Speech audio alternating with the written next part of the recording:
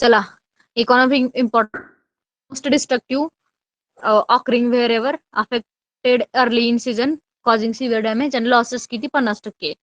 आणि LHS common in Maharashtra than ELS.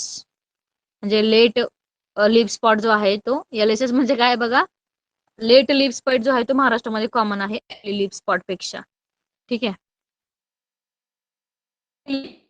Spot बघा, Cercospora अॅराचिडायकोला हा कॉज करतो आणि 35 डेज 35 डेज आफ्टर सोईंग हा अपेअर होतो. स्पॉट जे आहेत इलॉंगेटेड असतात, इलिप्टिकल असतात, इरेग्युलर सर्क्युलर डेफिनेट बॉर्डर असतात.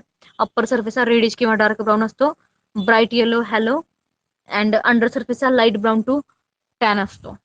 कसा असतो की and Coolidge and drawing of lives.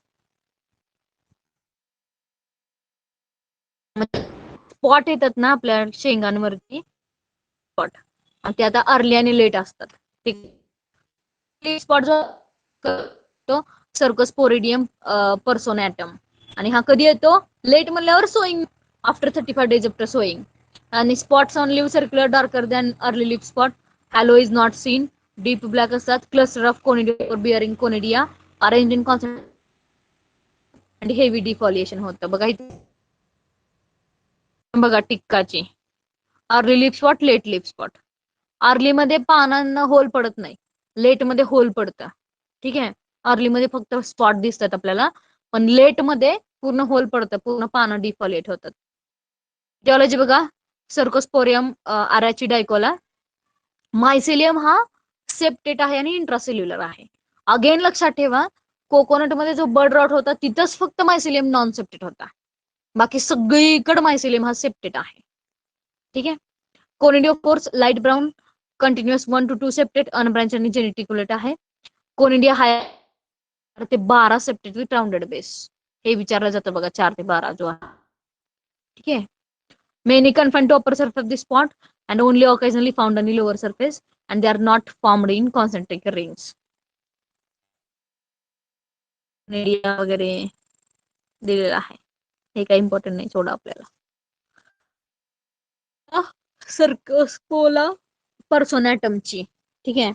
Mycelium हा अगेन सेप्टेट आहे, sending branch haustoria into host sale.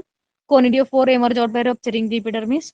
They are light brown 1 to 2 septate unbranched आणि geniculate. Conidia cylindrical light color 1 to 7 septate with bluntly rounded ends, and the conidia formation is restricted to lower surface of the spot and cushions of conidiophore can be seen in concentric circle. तर हा किती septate आहे, conidia कोनिडिओस्पोर किती septate आहे ते विचारलं जातं बघा. ठीक आहे.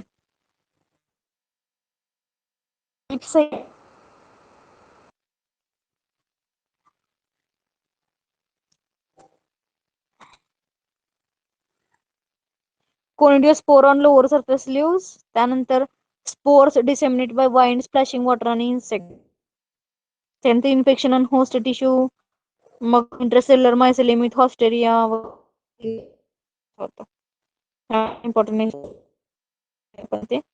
आता सर्वायवल बघा, infected plant debris as conidia dormant mycelia, volunteer groundnut, contaminated pods and seeds, and primary spread infection जे आहे ते ॲस्कोपोर किंवा कोनिडियामुळे होतं आणि सेकंडरीली कोनिडिया.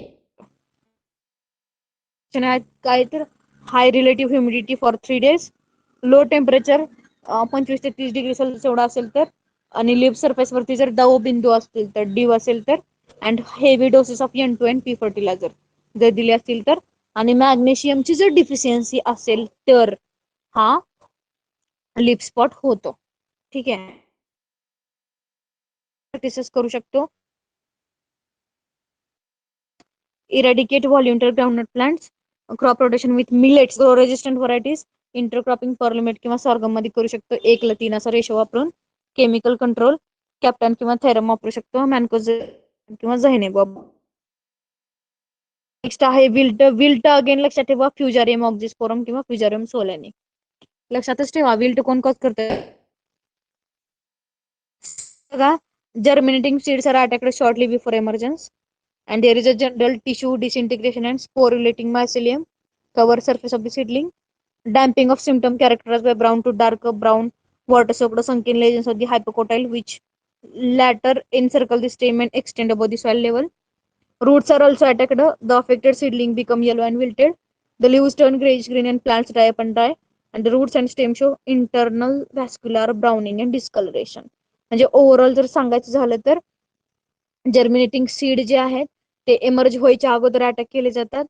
त्यानंतर मायसिलियम काय करतो, तो जो सीडलिंग आहे त्या सीडलिंगचा पूर्ण सरफेस कव्हर करतो. डॅम्पिंग ऑफ दिसतं, कलर चेंज होतो, वुडी वॉटरी सोकड संख्येन लेजन्स तयार होतात, रूट सुद्धा अटॅक होतात आणि पूर्ण जे इन्फेक्शन जिथे झालं तिथे येलो आणि विल्टिंग कंडिशन तयार होते. म्हणजे पूर्ण ते जळतं आणि ते ड्राय होऊन नंतर तो आपला जो क्रॉप आहे तो काय होतो, डाय होतो आणि पूर्ण डिस्कलरेशन म्हणजे कलर जातो पूर्ण तिथला. विल्ट म्हणजे काय माहिती आहे आपल्याला. आणि मॅनेजमेंट काय करू शकतो आपण, seed treatment with systemic fungicide like carbon डेझिम.